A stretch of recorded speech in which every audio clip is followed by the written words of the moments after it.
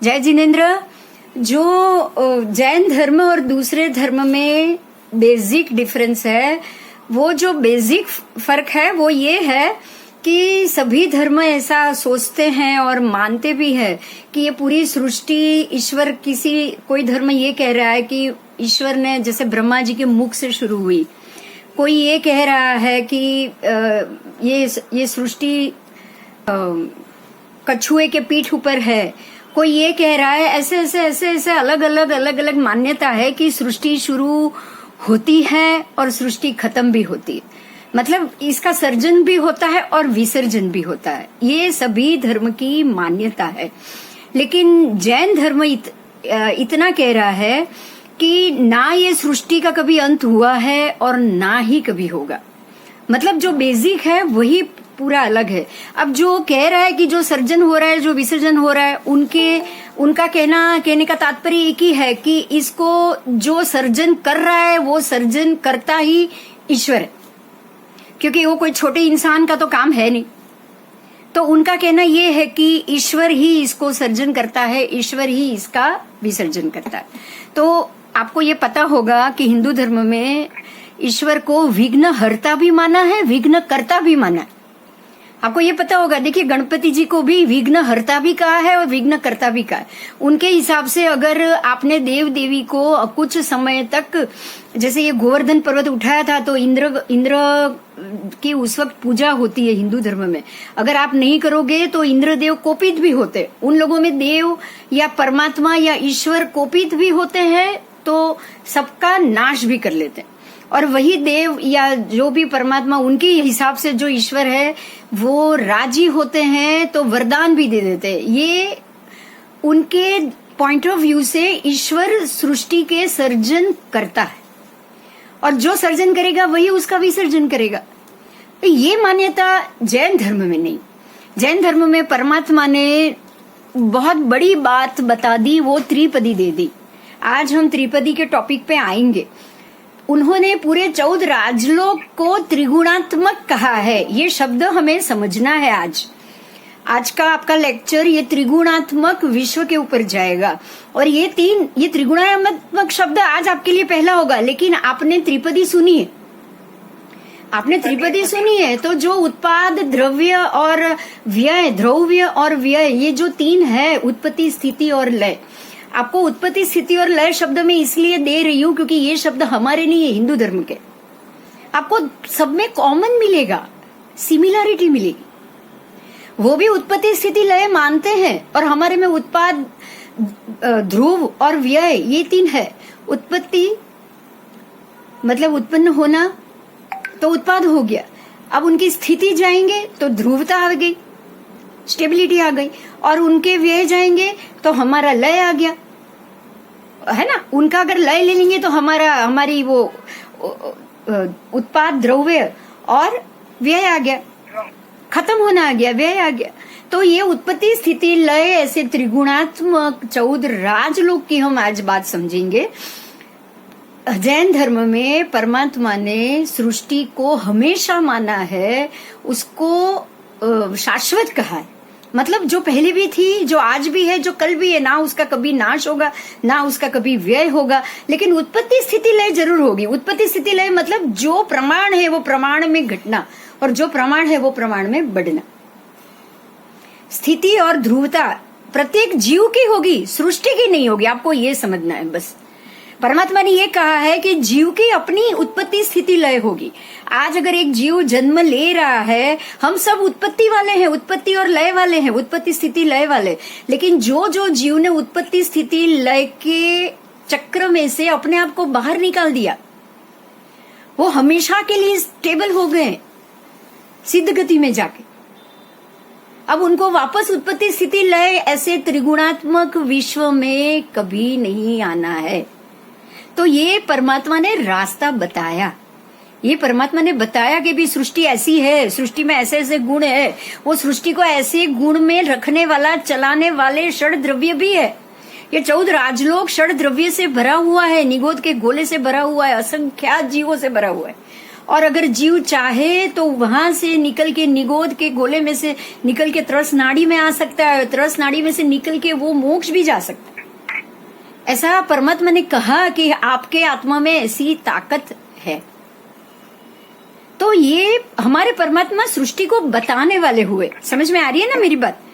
उन्होंने सृष्टि को बताया है कि सृष्टि ऐसी है जहाँ षड द्रव्य ऐसे हैं, जहाँ आपके निगोद के गोले ऐसे 14 राजलोक में भरे हुए, 14 राजलोक में 7 राज नारकी है, 7 राज देवलोक है, और बीच में सिर्फ 1800 900 1800 योजन का ही तिरछा लोक है। ये सारी चीज परमात्मा ने बताई कैसे? तो केवल ज्ञान और केवल दर्शन से। इसीलिए हम उसको सत्य भी इसलिए मानते हैं ना, क्योंकि उनको केवल ज्ञान केवल दर्शन हुआ, और उस समय उन्होंने बाकी सारे जीवों के मनोभावों को, उनके आगे पीछे के भवों को भी दर्शाया, तभी तो विश्वास भी होता है। अगर व्यक्ति प्रूफ के साथ दे रहा है तो हमको भरोसा होगा ही। तो हमें तो आज परमात्मा है नहीं नींद, हम भी जाकर उनको चकास के आते कि भाई आप केवल ज्ञानी हो, केवल दर्शनीय हो, तो आसपास की या दूसरे गांव में क्या हो रहा है वो चीज भी आप बता सकते हो। अच्छा, उनके पीछे का देवों का जो उनका वैभव है वो देखकर भी हम समझ जाते कि अरे ये कोई है। जैसे गौतम स्वामी और सब समझ गए। गौतम स्वामी को लगा था कि ये सारे देव मेरी पूजा में आ रहे, लेकिन वो चले गए परमात्मा के समूल शरण में।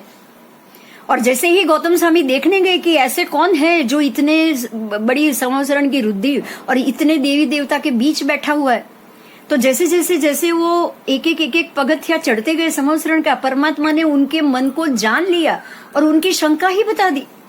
तो उनको ज्यादा विश्वास हो गया कि ये इंसान मेरे मन की बात जान सकता है, मतलब ये कुछ अलग ही ज्ञानी है। तो भरोसा ऐसे आता है। अगर आपको कोई बता दे कि आपके मन में ये चल रहा है, अगर केवल ज्ञानी और आपके मन में ये चल रहा है, और वो बात बाहर आ जाए ना जो आपने बहुत सालों से छुपा के रखी हो, तो आपको भी भरोसा हो जाएगा उसके ज्ञान के ऊपर। तो सबने ऐसे नहीं माना है, किसी ने, हरेक ने कुछ न कुछ ज्ञान से ये जाना है। बिना ज्ञान तो इस बात को हम मानेंगे भी नहीं। आज भी हम लोगों को भी कुछ न कुछ चकासने का मन होता है ना। मैंने आपको लास्ट टाइम बोला था कि आज एक पानी के बूंद में लाखों जीव जो अपकाय के हैं, और ऊपर से त्रस जीव भी है। अपकाय के तो है ही, लेकिन त्रस जीव भी है। और ये आज साइंस साबित कर रहा है लेबोरेटरी में, हमारे यूरिन से आपको बहुत सारे रोग साबित हो रहे। हमारे बॉडी से निकलने वाला यूरिन पानी ही तो है, और है क्या? तो ये सारी चीजों से तो साबित हो रहा है कि परमात्मा ने जो कहा है वो 100% सही है। आज एक ब्लड के सिर्फ इतने आप 15 ड्रॉप लो, उसमें से 1500 रोग ढूंढ पाओगे आप। एक छोटे से ड्रॉप से 100 रोग मिलते हैं आपको। क्यों? क्योंकि अंदर वो रोग के जीवाणु मौजूद है। अंदर वो रोग के जीवाणु मौजूद है। तो साइंस जो आज साबित कर रहा है ना, वो परमात्मा कब के बता के चले गए। हम सिर्फ यही, आपका जो सवाल था उसका यही जवाब है कि परमात्मा ने सृष्टि को बताया है, बनाया नहीं। इसीलिए हमने ईश्वर को जैन धर्म में सृष्टि के सर्जन करता नहीं, लेकिन दृष्टा बताया है। ठीक है, और कोई प्रश्न है तो वो भी बता दीजिए। पहले का कोई सवाल हो तो थोड़ा उसका सॉल्यूशन ले, फिर हम आगे चले।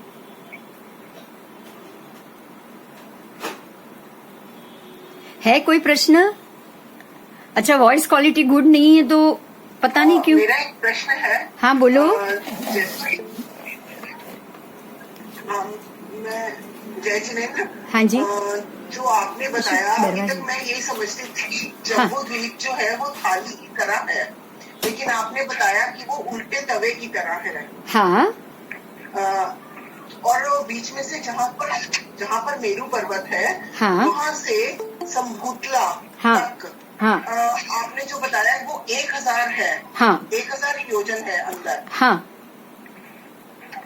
1000 योजन है। हाँ, हाँ, आपने यही बताया ना? हाँ, हाँ, बस यही बताया, अंदर गड़ा हुआ है। मेरू पर्वत की जो ऊंचाई है, हाँ, गड़ा हुआ है, हाँ, वो बिल्कुल मेरू पर्वत से लेके संभूतला तक उसकी जो ऊंचाई है वो 1000 योजन है। हाँ हाँ, लगभग करीब करीब आपको मैं ये उसके साथ दूंगी 1000 के ऊपर। आज हम वही टॉपिक ले रहे हैं। अच्छा, हाँ, आज हम वही टॉपिक ले रहे हैं। आपको जैसे टॉपिक जाएंगे ना ऐसे क्लैरिटी मिल जाएगी।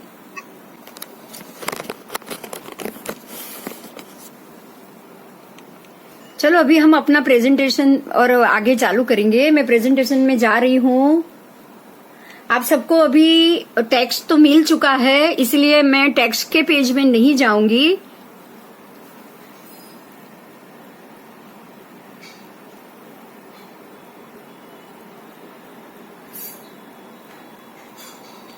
हम सीधे पिक्चर में जाएंगे, बराबर। और जो 14 राजलोक का जो पिक्चर था, आज उसके साथ हम मेरू पर्वत का भी पिक्चर ले रहे हैं। 14 राजलोक का यथार्थ स्वरूप मैं थोड़ा सा इसमें से आपको जो बताना है वो मैं बताना चाहूंगी। आप देखिएगा कि जब ये दोनों हाथ को ऐसे कमर पर रखकर, जब वैशाख संस्थान के समान अगर पुरुष खड़ा है ऐसे आकार में, हमारा ये 14 राजलोक है। अब हमको ये 14 राजलोक बताया गया है 14 रज्जू वाला, तो उसके बराबर 3 मध्य स्थान भी दिए गए। पहला मध्य स्थान, दूसरा मध्य स्थान और तीसरा मध्य स्थान। शास्त्र में ये पाठ है तो उसको भी हम जरूर जानेंगे। लोक, ये लोक उसको स्पेशली किस स्वरूप में माना है उसको हम जाने। ये लोग उत्पत्ति, स्थिति और लय रूप त्रिगुणात्मक है। त्रिगुणात्मक ये शब्द मैंने कहा आपको ये नया है, लेकिन उत्पत्ति, स्थिति, लय वो बिल्कुल नया शब्द नहीं।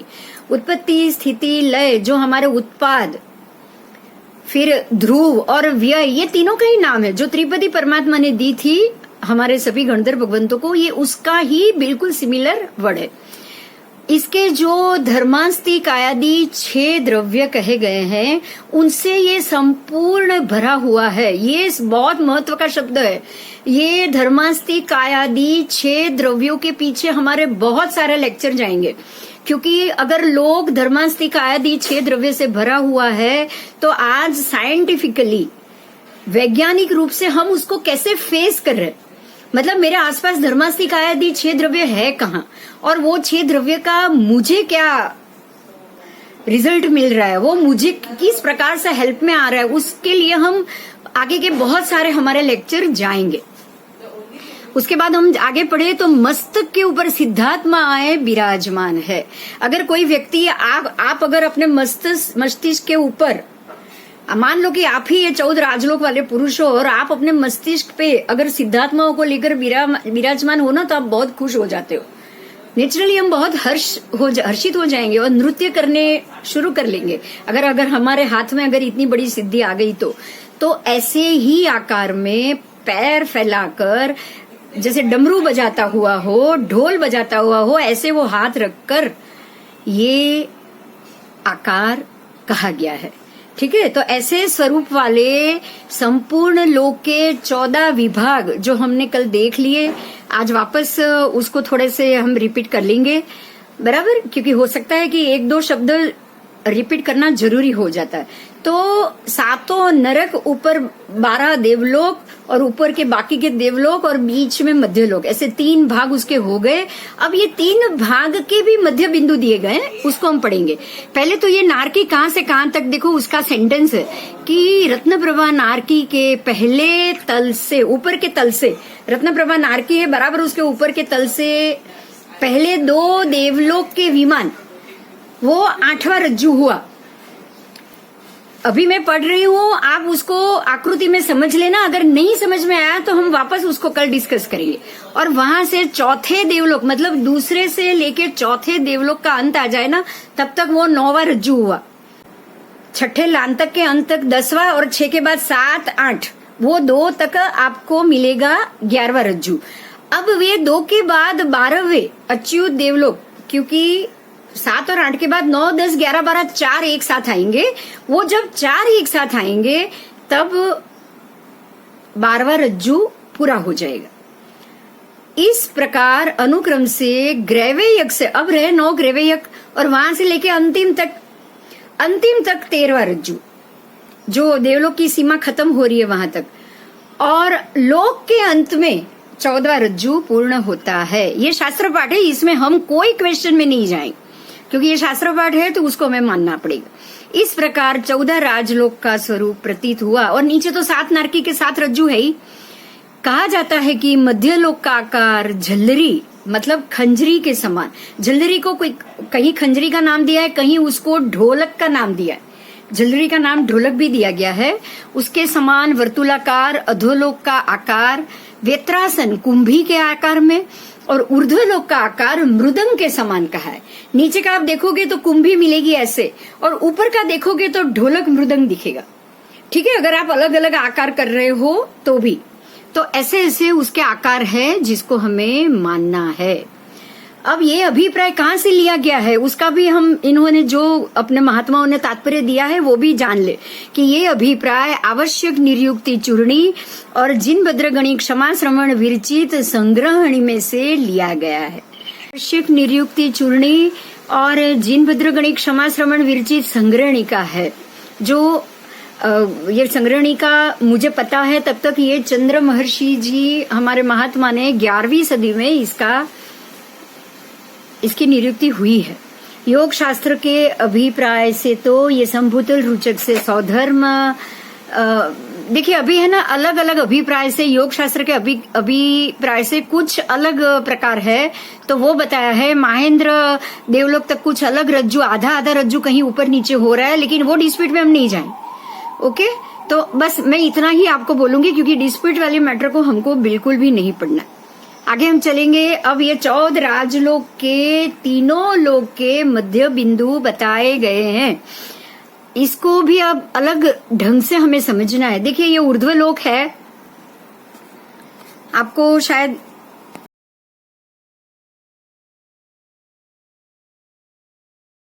बराबर उसका मध्य बिंदु देखिए कहाँ है, दिख रही है आपको? देखिए ये पहला, दूसरा, तीसरा, चौथा, 5वें, 6ठे देवलोक के मध्य में ऊर्ध्व लोक का मध्य बिंदु है। ऊर्ध्व लोक का मध्य बिंदु 5वें और 6ठे के बीच में है। अब मध्य लोक का मध्य बिंदु कहाँ है? तो हमारे जम्बू द्वीप के मेरू पर्वत पर, एग्जैक्ट मेरू, जम्बू का मेरू, क्योंकि दोनों तरफ बराबर द्वीप समुद्र विकसित है।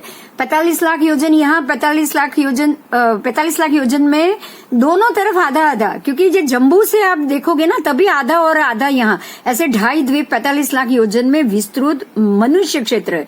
और उसके बाद भी असंख्य द्वीप समुद्र भी बराबर ऐसे ही परिवेष्टित होके, मतलब गोलाई में है। इसीलिए मध्य बिंदु आएगा हमारा जम्बू द्वीप का मेरू ही। अब देखिए ये 14 राजलोक का मध्य बिंदु है। 14 राजलोक का मध्य बिंदु बराबर मध्य में नहीं है, मध्य लोक के मध्य में नहीं है। 14 राजलोक का मध्य बिंदु आपके रत्नप्रभा नारकी और दूसरी नारकी के मध्य में है। मतलब आकार में कहीं ना कहीं फर्क है, बराबर आधे में आधा नहीं हो रहा है ना। कमर तक का पोर्शन थोड़ा छोटा है, नीचे का पोर्शन पैर का है तो वो बड़ा है। आपको ये थोड़ा सा ध्यान देना है। अब आप नीचे आओ और नीचे जाएंगे तो अधोलोक का मध्य बिंदु। अब अधोलोक का मध्य बिंदु देखिए, पहली, दूसरी, तीसरी, चौथी और 5वीं नारकी के बीच में, चौथी और 5वीं नारकी के मध्य में अधोलोक का मध्य बिंदु आया। बराबर, तो ये मध्य बिंदु मध्य स्थान है तो उसका क्या महत्व है, उसका क्या इम्पोर्टेंट है, थोड़ा सा अब हम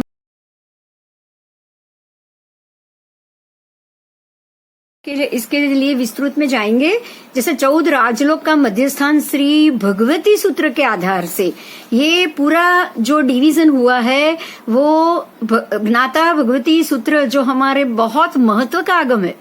आपको एक चीज, ये शुरू हो रहा है, आप ये सब्जेक्ट पढ़ रहे हो, इसलिए आप एक चीज को बहुत अच्छे से जानो कि जैन भूगोल और जैन खगोल, जो आप जैन कॉस्मोलॉजी पढ़ रहे हो ना, उसके लिए जो आगम इम्पोर्टेंट है उसमें सूर्य प्रज्ञप्ति, श्री सूर्य प्रज्ञप्ति सूत्र, श्री चंद्र प्रज्ञप्ति सूत्र, श्री जम्बूद्वीप प्रज्ञप्ति सूत्र और श्री भगवती सूत्र, ये 4 सबसे महत्व के आगम सूत्र है। इसके अंदर भरपूर खगोल और भूगोल हमें जैन कॉस्मोलॉजी के विषय में मिलेंगे। तो ये हमारे जो तीनों लोक के जो मध्य स्थान है उसको हम समझेंगे।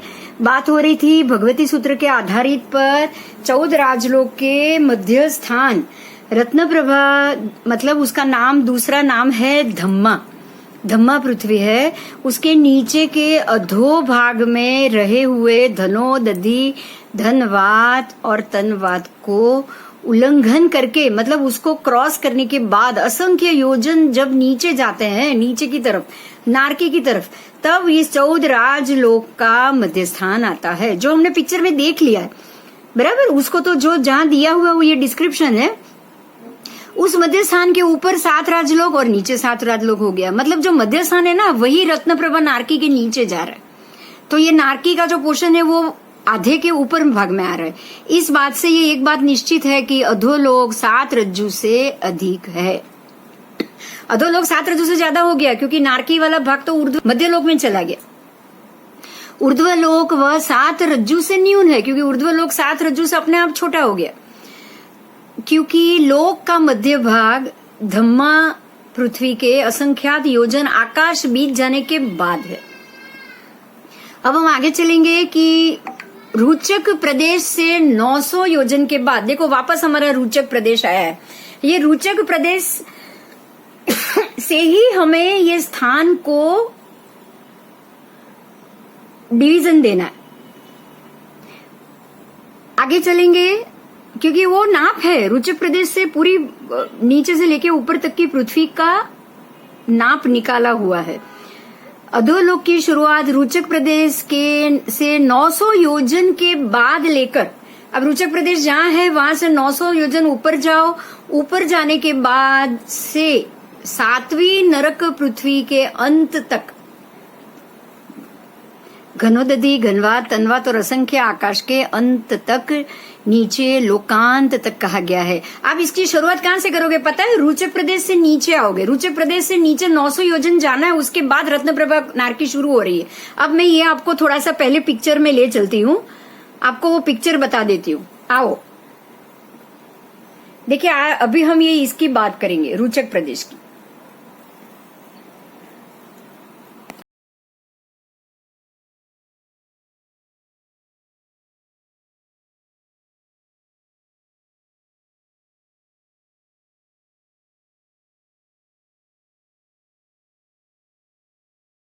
देखिए, ये आपके रुचक प्रदेश, ये हमारा मेरू पर्वत है।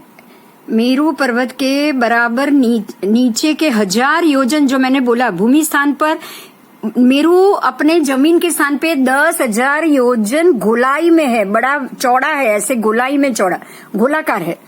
और वहां से टोटल मेरू भूमि के अंदर, मैं पढ़ रही हूँ, आपको शायद ना सुनाई दे, मैं खाली बोलूं वो सुनना। भूमि के अंदर गहराई 1000 योजन तक डेप्थ है, जो मैंने आपको पहले बता दिया था, वो यहाँ पे देख लो आप। 1000 योजन उंडा है, ऊंडाई, जैसे कि हमारी जो आज हम जिस जमीन पर पैर रखकर खड़े हैं ना, वो पैर से लेके मेरू के आसपास वो जमीन है, वहां से वो 1000 योजन जमीन के अंदर गड़ा हुआ है। जैसे हम प्लिंथ बोलते हैं ना, आप क्या बोलते हो? जैसे बिल्डिंग बनेगा तो नीचे का जो जमीन के नीचे जो पोर्शन होता है ना, ये आ जाएगा ऊंडाई में। अब आओ चौड़ाई नीचे कितना, तो 10,090, ऊपर से 10/13 योजन, इतनी उसकी चौड़ाई है। हम ऐसे ही उसको खाली 10,000 योजन नहीं बोलेंगे, लेकिन परफेक्ट नाप के साथ ये दिया गया है। तो ये चौड़ा है और इतना गड़ा हुआ है, बराबर, ये नाप आ गया। अब आओ रुचक प्रदेश के ऊपर।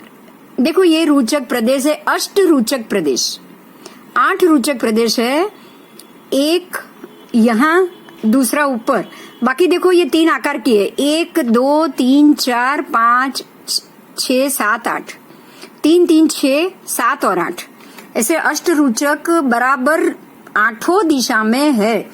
8 सिर्फ 8 दिशा में है ऐसा नहीं है, ऊर्ध्व में भी है, अधो में भी है। वो सारा हम बाद में, दिशाओं का नाम है, ऊर्ध्व दिशा, अधो दिशा के नाम मिलेंगे, लेकिन रुचक प्रदेश 8 ही है।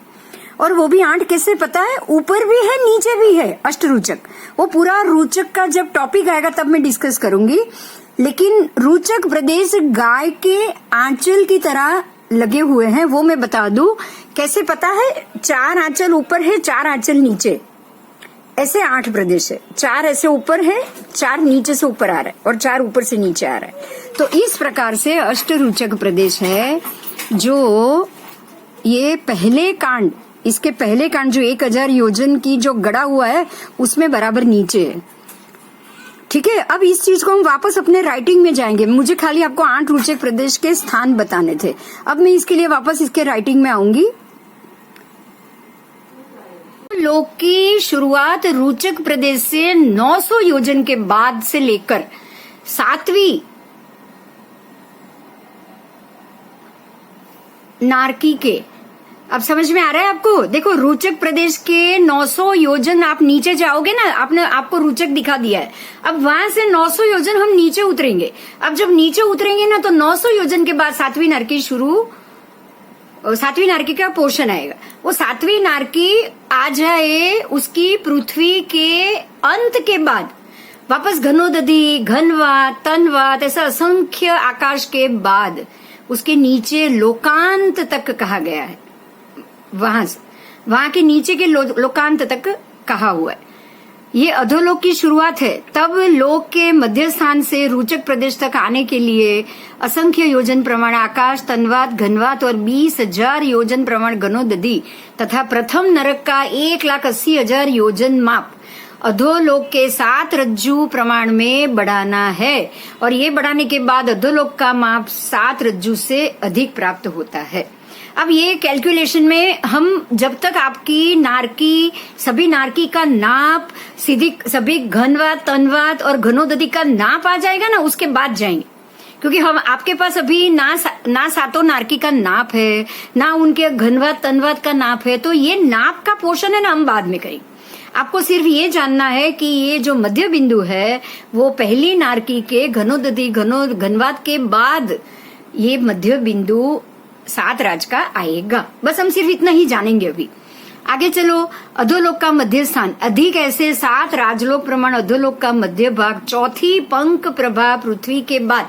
अब अधोलोक का मध्य देखेंगे। आपने पहले तो 14 राजलोक का मध्य देखा, वो पहली नारकी के नीचे आ रहा है। अब पूरे नीचे के अधोलोक का मध्य कहाँ है, तो वो चौथी नारकी के नीचे जा रहा है।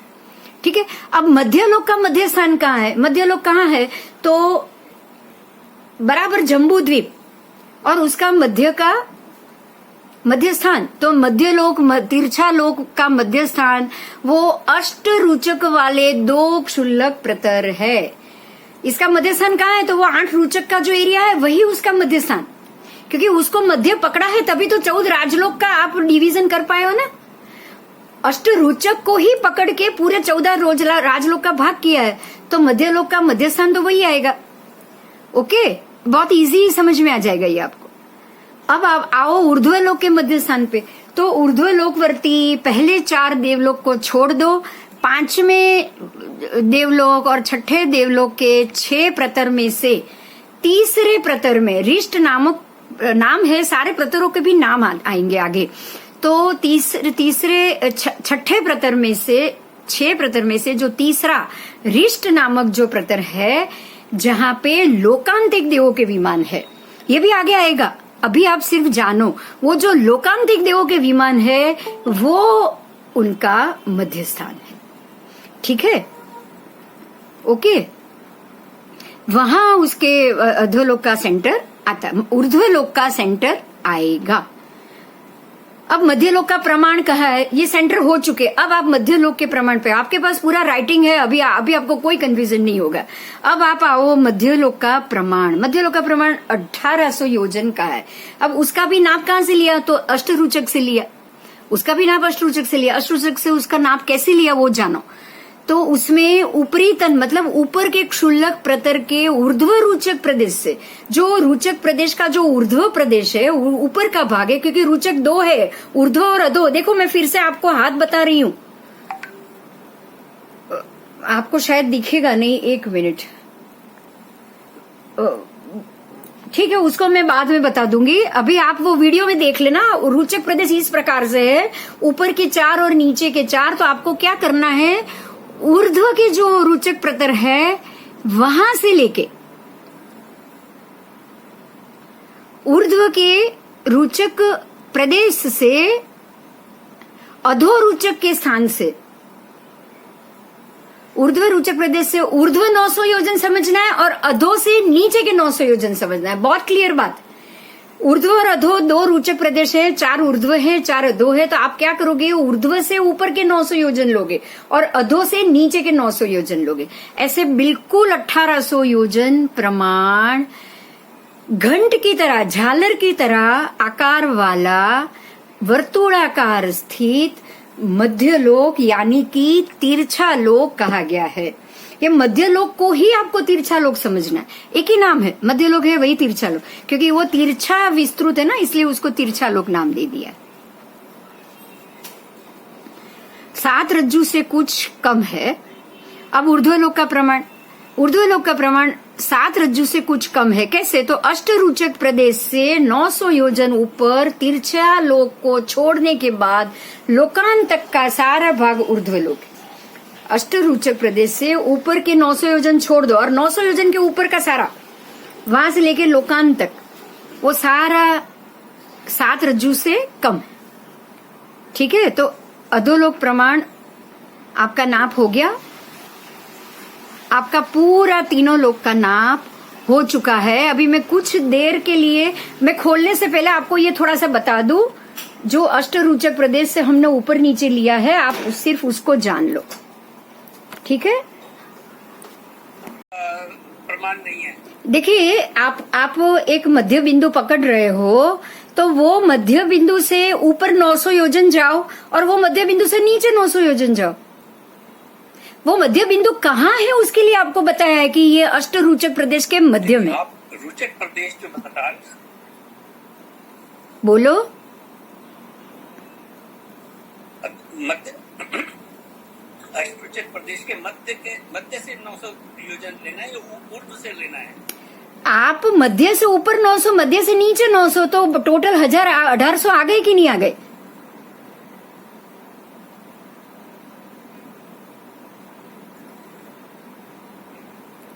ठीक है, आप मध्य देखिए बिंदु जो होता है ना, प्रदेश के ऊर्ध्व से। देखिए अभी एक बात सुनिए, पहले मेरी बात बिल्कुल ध्यान से सुनिए। अभी कोई कुछ मत बोलिएगा, क्योंकि आपके बोलने से ही आवाज टूट जाती है। आप ये ध्यान से सुनिए कि अष्टरुचक प्रदेश का एरिया अलग से नहीं मानना है आपको। पूरे, जब मैं किसी, समझो कि 14 राजलोक में से, नहीं आ रही है बहन।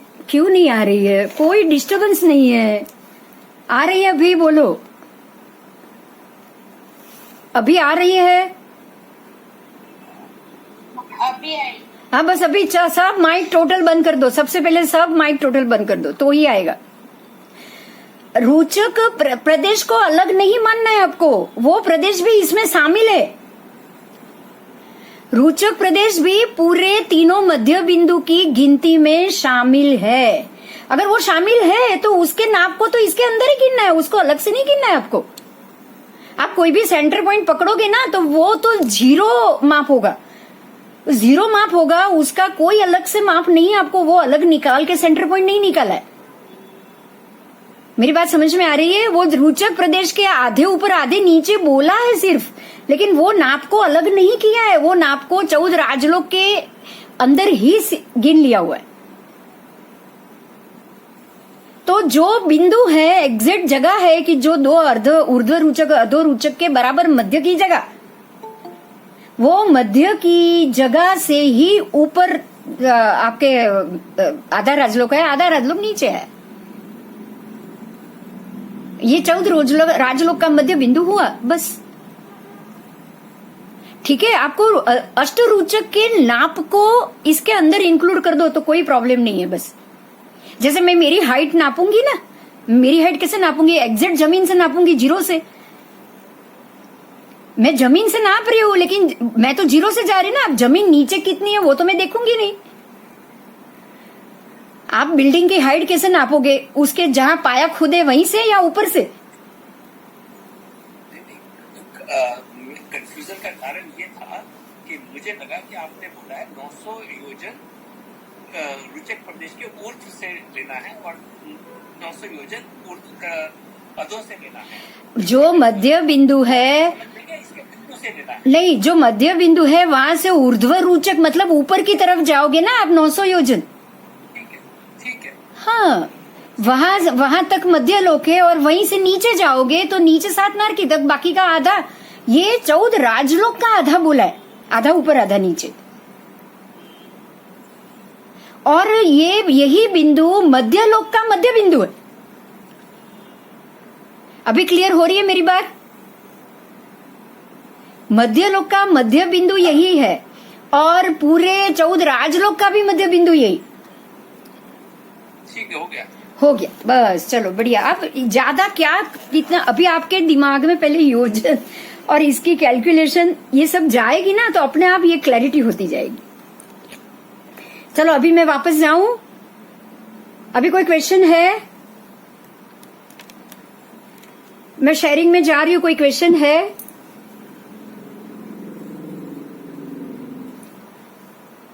ठीक है, अभी मैं जा रही हूँ शेयरिंग। आपने ये जो इस बारे में बताया ना, रोचक प्रदेश के बारे में बताया ना, हाँ बोलो। तो आपने जो ये सॉरी आपने जो ये बताए थे ना, क्या कहते हैं, मध्य लोक और ऊर्ध्व लोक और वो सब बताए ना, हाँ। के साथ साथ आपने उसमें जम्मू द्वीप और ये सब का भी वर्णन किया। हाँ। ये चित्र में ये सब लिखा हुआ नहीं है ना, तो या बाद में ऐसा चित्र आएगा क्या? आएगा बहुत चित्र आपको मैं 500 चित्र देने वाली हूँ, 500 चित्र। हाँ, नहीं, क्योंकि अभी हम सोच नहीं पा रहे हैं ना कि कैसा हो। नहीं आएगा। अभी सिर्फ आप मध्य बिंदु देख रहे हो ना, तो वहीं तक ही सीमित रहो बस, इसलिए सिर्फ उसका ही पिक्चर आएगा। जब जम्बू द्वीप, ढाई द्वीप और असंख्यात द्वीप समुद्र आएंगे ना, तब उसका चित्र आएगा। जब हम पूरे मध्यलोक में चले जाएंगे ना मंजू जी, जब हम पूरे मध्यलोक में चले जाएंगे ना, फिर वहां से हम बाहर नहीं आएंगे। ठीक है, फिर हम मध्यलोक अलग पढ़ेंगे, ऊर्ध्वलोक अलग पढ़ेंगे, फिर नारके अलग पढ़ेंगे, नारक के प्रकार अलग पढ़ेंगे, देवलोक के प्रकार, सब जब जो सब्जेक्ट के अंदर चले गए ना, फिर उसी के अंदर ही रहेंगे, वो पूरा सीख के ही बाहर आएंगे। ठीक है, बस अभी आप रुचक सीख रहे हो तो आप वहीं पे ही रहो, आप बाकी सब चीज को भूल जाओ। अभी मैं ये शुरू कर रही हूँ प्रेजेंटिंग फिर से। चलो कोई बात नहीं, चलो अभी ना देखिए, इसमें 8 रुचक प्रदेश और संभूतला के लिए बहुत से क्वेश्चन आंसर्स है। आज मैं उसकी ही बात कर लूं, क्योंकि आपको ये रुचक स्थान और संभूतला बराबर समझ में आ जाए, यही कारण है कि हम इस चीज को समझेंगे। अभी मैं आपको एक चीज बताना चाहूंगी, उसको हम पहले एक बार पिक्चर में देख लेते हैं, क्योंकि आज हमारा टॉपिक पूरा ये इसके ऊपर ही जाएगा। देखो ये सी लेवल का पिक्चर है, आपको शायद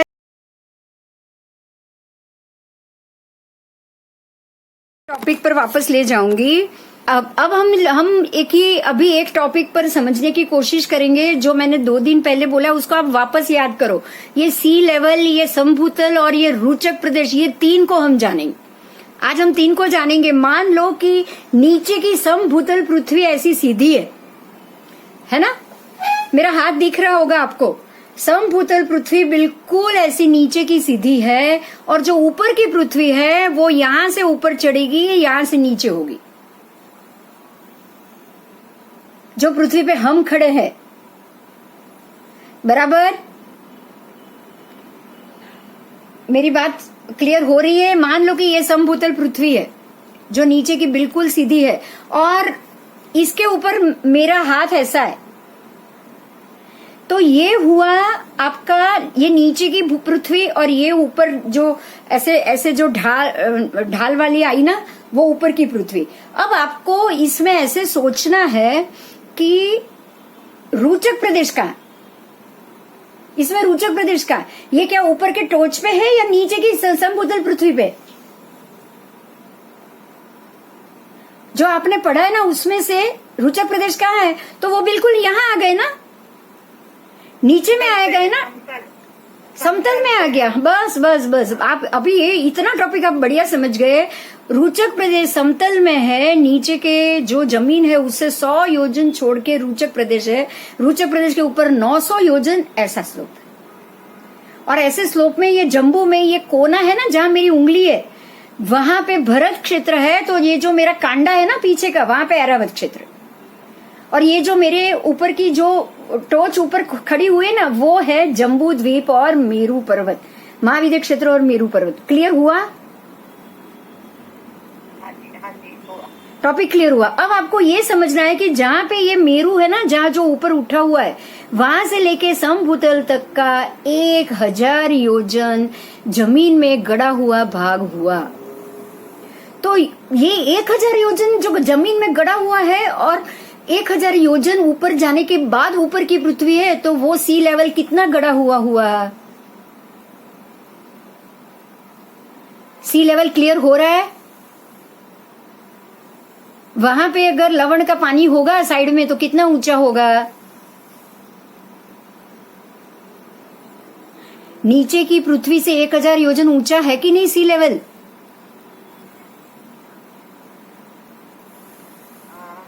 तो सी लेवल शब्द हमारा दिया हुआ है।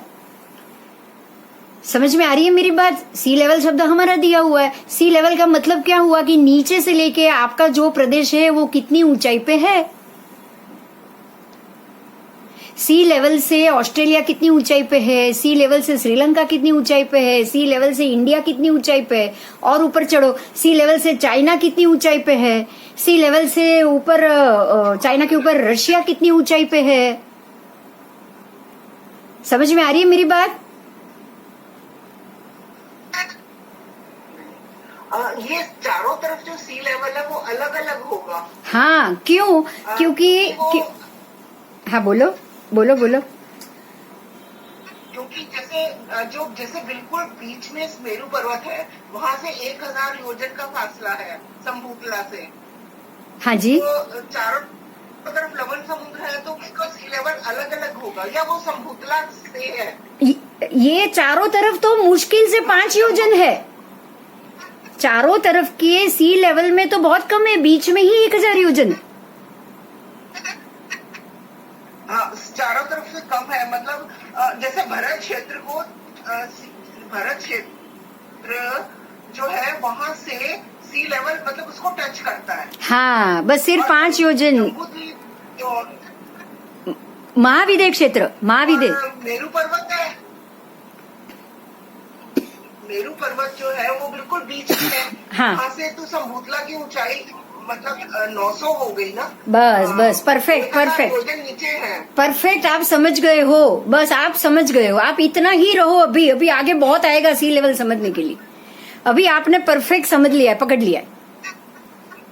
बट रुचक प्रदेश को अभी पूरा मेरे का उसका कंसेप्ट क्लियर नहीं हुआ। अपने को उसमें ज्यादा जाना ही नहीं है। आप समझिए। अभी आप माइक बंद कर दीजिए। अभी मैं बोल रही हूँ, आवाज टूट रही है आपकी। रुचक प्रदेश को मध्य स्थान के लिए ही हमें जानना है, क्योंकि वो जमीन के नीचे है। हमें हमारा उसका मध्य बिंदु के जितना ही काम है। जो जमीन के नीचे 1000 योजन गड़ा हुआ है, वहां तक तो कभी हम जाने वाले भी नहीं है।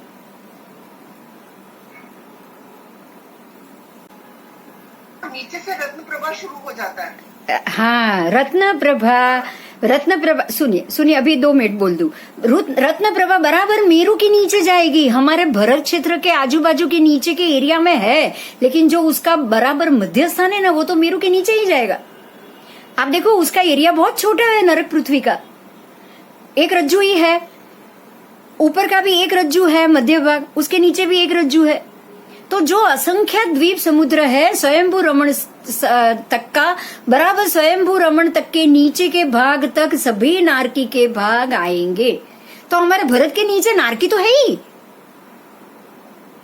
भरत के नीचे नारकी तो है ही। भरत तो है कितना, 1 लाख जम्बू द्वीप का 2 मिनट बंद कर दीजिए। जम्बू द्वीप का पूरा एरिया 1 लाख योजन है। हम तो असंख्य द्वीप समुद्र तक नारकी है। नारकी तो असंख्य द्वीप समुद्र तक फैली हुई है। आप जो मध्य तिरछा लोक का जो भाग देख रहे हो ना, बराबर तिरछा लोक का असंख्य द्वीप समुद्र तक का जो भाग है उतनी ही नाप के नीचे नारकियां हैं। तो और वहां वो एरिया में जीव रहते ही रहते हैं, तो हमारे नीचे भी नारकी के जीव है। उस समझना कहाँ पे है पता है आपको? समझना कहाँ पे है पता है कि हमारे भरत क्षेत्र के नीचे तो 5 योजन जाने के बाद ही आपको नीचे नारकी का भाग शुरू हो जाएगा।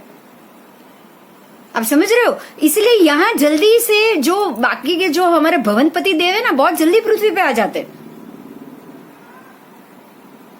उनको तो ज्यादा योजन क्रॉस भी नहीं करना है। आपको पता होगा परमात्मा थे तब भी चमरेंद्र भी आ गए थे।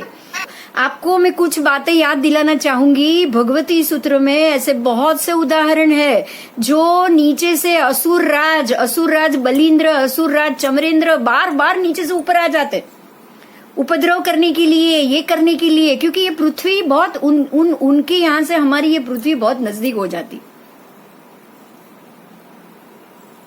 ठीक है, तो आपको ये चीज को आगे आगे आएगा। जब पूरी नारकी का पोर्शन आएगा ना, आप पढ़ोगे ना पहली नारकी के कितने प्रतर, दूसरी के कितने प्रतर, तब आपको ये पूरा डिटेल से समझ में आ जाएगा। आप अभी बिल्कुल जो पॉइंट पकड़ रहे हो ना, अभी उसी में रहो। आपने रुचक से मध्यस्थान देख लिया, बस ये सबसे ये पकड़ लिया, बहुत अच्छा हो गया। आपने वो समुद्र लेवल की बात समझ ली, ये बहुत अच्छा हो गया।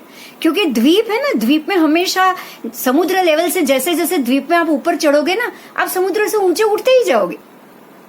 ये आज का साइंस कह रहा है और परमात्मा कह रहे हैं कि संभुतला भी धीरे धीरे ऊपर ही उठ रही है। एक संभुतला तो नीचे के नीचे, ऊपर का लेवल तो नीचे से ऊपर उठ ही रहा है ना हमारे मेरू तक तो, और मेरू के बाद वापस हमारा जो एरवल क्षेत्र है वहां पे वापस नीचे उतर रहा है। तो आज हम जो सी लेवल बोल रहे हैं या परमात्मा ने जो समुद्र लेवल का ये संभुतला से ऊंचाई कही, दोनों सिमिलर है।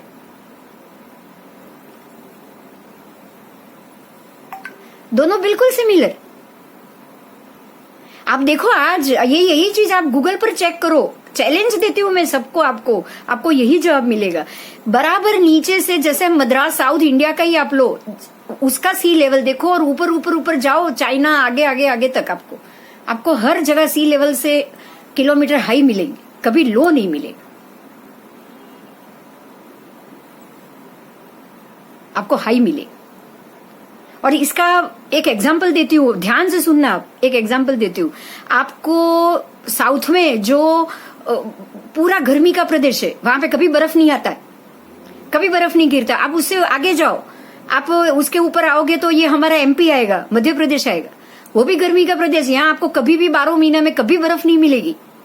और ऊपर जाओ और ऊपर जाओ, आपको ये इसके कश्मीर का वाला भाग शुरू हो जाएगा, जम्मू वाला। दिल्ली में भी बर्फ नहीं, लेकिन जम्मू में 6 महीना बर्फ मिलेगी, क्योंकि इसी लेवल से ऊपर उठ रहे हो आप, धीरे धीरे और ऊपर जा रहे हो। बराबर उसके ऊपर जाओ, आज वैताडे की रेंज आई है, आप ऊपर जाओ काठमांडू और वो जगह, आपको 8 महीना बर्फ मिलेगी। और ऊपर जाओ चाइना, 8-9 महीने बर्फ मिलेगी। रशिया 11 महीने बर्फ मिलेगी या नहीं मिलेगी? और ऊपर जाओ, ये जो ग्रीनलैंड के जो 7 आइसलैंड इकट्ठे होते हैं, 12 महीना बर्फ मिलेगी वहां पे। उसके ऊपर उत्तर ध्रुव का प्रदेश तो पूरा का पूरा बर्फ में, वहां का तो बर्फ कभी पिघलेगा ही नहीं। क्यों? क्योंकि ये सी लेवल से ऊपर चढ़ रहे हो, द्वीप में आप ऊपर चढ़ रहे हो। उसके आगे जाओ, शास्त्र ने तो ये कह दिया, उसके आगे लघु हिमवान जो बर्फ से बना हुआ है, हिम का नाम ही है बर्फ। लघु हिमवान पर्वत पूरा का पूरा बर्फ से आच्छादित है। उसके बाद एक क्षेत्र है, उसके बाद महाहिमवान पर्वत, उसके नाम भी तो हिमवान है। समझ में आ रही है मेरी बात? ये आज का साइंस कह रहा है। आप जैसे जैसे सी लेवल से ऊपर जाओगे ना, आपको धूप कम, बर्फ ज्यादा, बारिश ज्यादा। क्यों? क्योंकि आप सी लेवल से ऊपर ऊपर जाओगे ना। जैसे हमारे, आपने कभी भी, अभी आप अपने हिल स्टेशन को याद करो, अगर कोई ऊटी गया हो, कहीं भी गया हो, ऊटी में जब 20,000 या 25,000 की हाइट पे जाते हो ना, तो बिल्कुल ठंडा होता है। और जैसा वहां से नीचे उतरो, क्या हालत होती है? ये खाली यहाँ के साउथ का ही हिल स्टेशन, लेकिन 20-25,000 की हाइट पे क्या मिलेगा? आप ऐसे ही उत्तराखंड में जाओ, कांगड़ा जाओ, महात्माओं को पता है, बहुत सारे महात्माओं को पता है, धर्मशाला और कांगड़ा महात्मा जाते रहते हैं, उनको भी ये पता है कि वहां कौन सी सीजन में जा सकते हैं और कौन सी सीजन में नहीं जा सकते।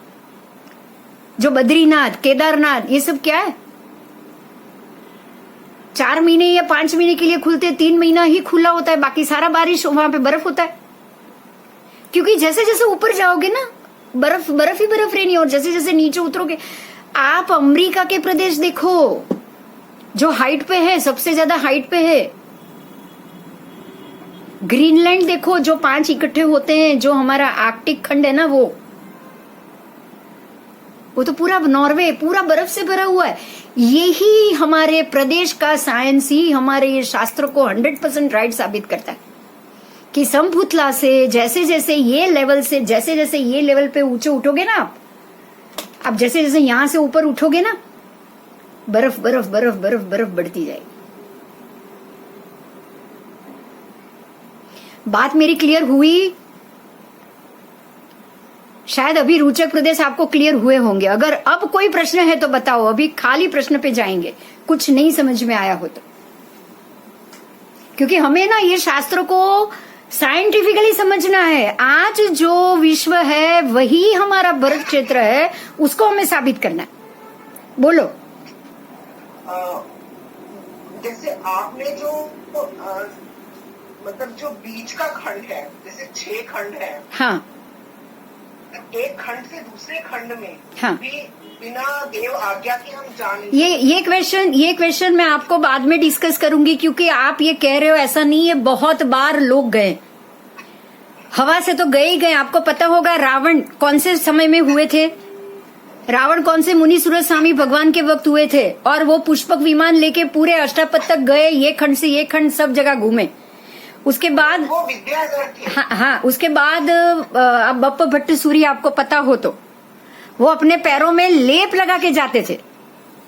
मतलब देव सहायता के बिना नहीं जा नहीं, मैं यही कह रही हूँ। अरे आपको तो ये पता है कि एक भरत से दूसरे भरत में भी नहीं जा सकते, लेकिन द्रौपदी को वहां छोड़ के आए और कृष्ण महाराजा गए, वो अच्छेरा बन गया। 10 अक्षरे में अगर आपको पता हो तो। मतलब आप ये मत सोचो कि ये नहीं जा सकते, क्योंकि सुन लीजिए ना, आपकी आवाज से क्या होगा, सब लोग मेरी आवाज नहीं सुन पाएंगे। जो चक्रवर्ती 6 खंड जीतने को निकलते हैं, वो रास्ते से निकलते हैं, पैदल उनको निकलना है, इसीलिए वो निकलते हैं 12 चक्रवर्ती 6 खंड जीतने को, और वो गुफा का द्वार खोलेंगे। बाकी विमान से या विद्या से या विद्याधर से जिसको भी जहां जाना है वो आराम से जा सकता है।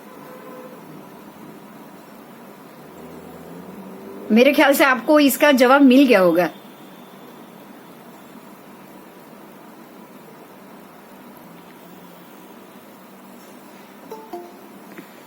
आपने जो बीच का खंड है, आर्य खंड जो है, पूरी मतलब जो पूरा हिंदुस्तान का पूरा विश्व का नक्शा था, आपने उसको 6 खंड कहा। हाँ, इस कारण से आपको कह रही थी, हाँ, 6 खंड वो तो सिर्फ मतलब भारत क्षेत्र में जो 25.5 देश है, आगे देश, मतलब उसके अंदर आता है, वो तो सिर्फ भारत क्षेत्र के अंदर ही आ जाता है। हाँ, बाकी के जो 6 खंड है भारत क्षेत्र के, वो शायद अलग है, शायद वो बाद में, कोई बात नहीं, आप पढ़ो पहले, आप इसको पढ़ो, क्योंकि मुझे ना आपको सूर्य के घूमने के साथ समझाना है।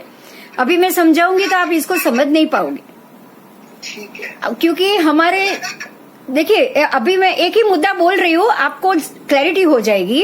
आपको अभी कोई नहीं बोलेगा माइक का आवाज नहीं आना चाहिए। आपको मैं एक ही मुद्दा कह रही हूँ, जैसे कि अमेरिका जापान में सूर्य उगने के बाद अमेरिका के बीच में ये कोने से ये कोने कितना घंटे का फर्क है? 12 से 13 घंटा, ज्यादा नहीं, बराबर। तो ये 13 घंटा अगर आपने आगे जो पढ़ा है संग्रहणी और सारी, जो कि ये 6 खंड में से खाली बीच में ही 6 के 6 खंड है, आपने ये जाना है, इसलिए आपको पता है, इसलिए आपका ये दिमाग में ये क्वेश्चन आया, राइट? आपने ये जाना है कि ये इतनी छोटी सी दुनिया है जो खाली एक ही खंड के अंदर पूरे के पूरे 6 खंड आ गए। आप ऐसा मानते हो, बराबर? अब आप ये सोचो कि अगर हम ये एक ही खंड में, खाली मध्य खंड में ही आज के 6 के 6 खंड वाली पृथ्वी लेकर अगर हम बैठे हुए हैं, और वहां अगर अमेरिका और जापान के बीच में 12-13 घंटे का दिन डिफरेंस है, तो फिर जम्बू द्वीप को कितने सूर्य चाहिए? खोल के बोलो माइक।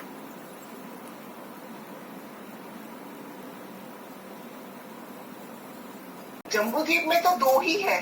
अरे मैं कुछ और पूछ रही हूँ, आप समझे नहीं हो।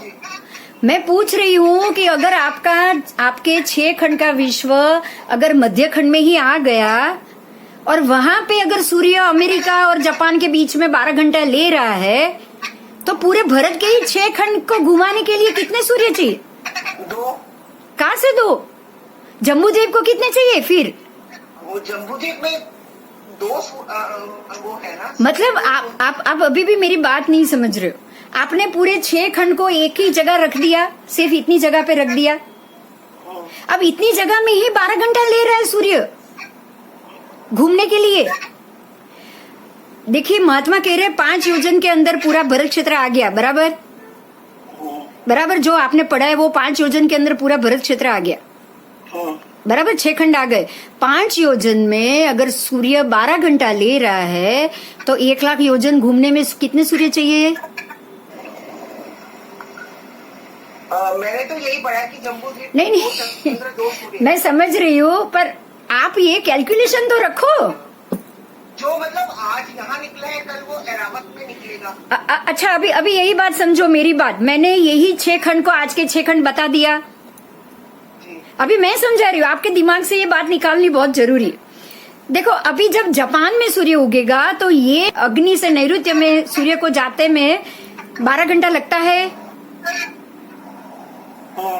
जम्बू द्वीप में ये कोने से ये कोने में सूर्य को जाने में 12 घंटे लगते हैं तो जापान से अमेरिका में जाने में 12 घंटा लगते कि नहीं लगते हैं?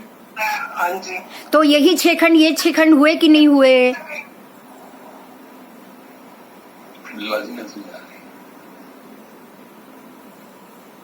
ठीक। अब अगर आपको ये 6 खंड में अभी हम जम्बू द्वीप के 2 सूर्य के हिसाब से जाओगे ना और इसी 6 खंड को 6 खंड समझोगे ना, तो आपके 2 सूर्य ही रहेंगे जो परमात्मा ने कहे उतने। लेकिन अब इसी लॉजिक को आप सिर्फ इतने 5 योजन में रख लो, उसको एक ही खंड में, और इसी एक ही खंड में 12 घंटे लो। देखो सूर्य तो 12 घंटे पहले दिखाई नहीं दे रहा है, ये तो हकीकत है,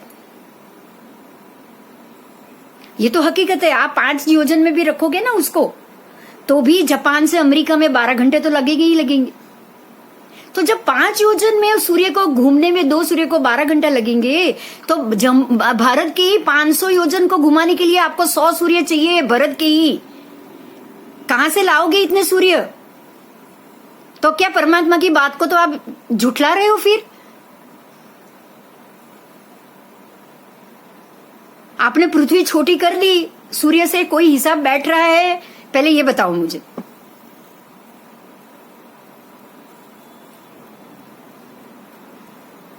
खाली जमीन से ही हिसाब बिठाना है या आकाश से भी बिठाना पड़ेगा?